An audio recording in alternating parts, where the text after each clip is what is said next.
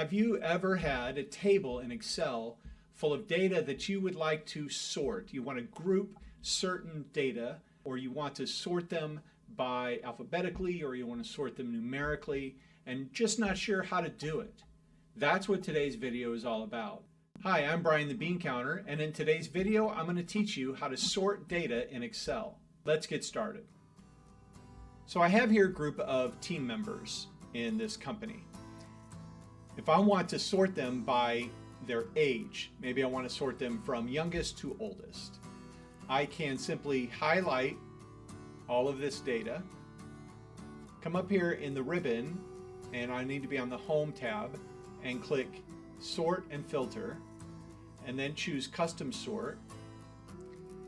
And I'm going to say my data has headers. If I don't have this checked, then it's going to actually include row 1 with everything I'm trying to sort, and that is just going to be a mess. So if I choose right now, if I choose sort by column A, smallest to largest, and I hit OK, it's actually going to mix in my row heading with all of this data, and I don't want that. So I'm going to undo that, choose Sort and Filter, Custom Sort, and I'm going to say my data has headers. So it's actually going to leave row 1 in place. It's not going to mix it in with my sort results.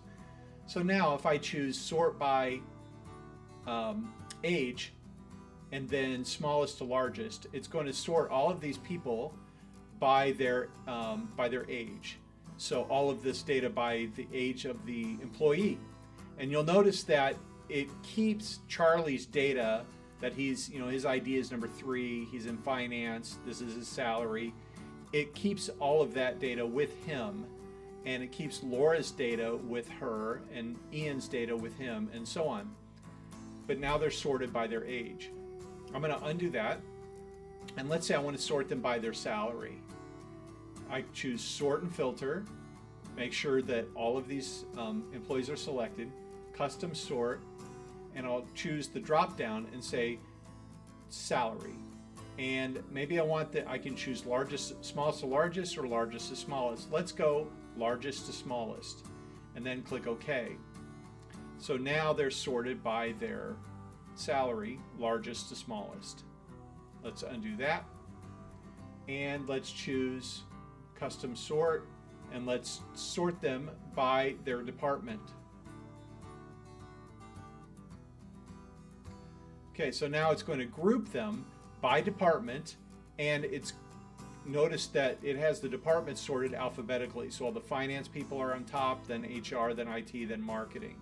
So remember, the trick is, if you have headers like this, like we do here, if you have headers, you want to make sure when you click Sort and Filter, Custom Sort, that you're telling Excel that your data has headers. So you're telling it to ignore the top row. However, if I take a look at this chart that doesn't have any column headings, and I want to sort them by this third column, which I guess I just have to know that this is by their age, but it's column C anyway.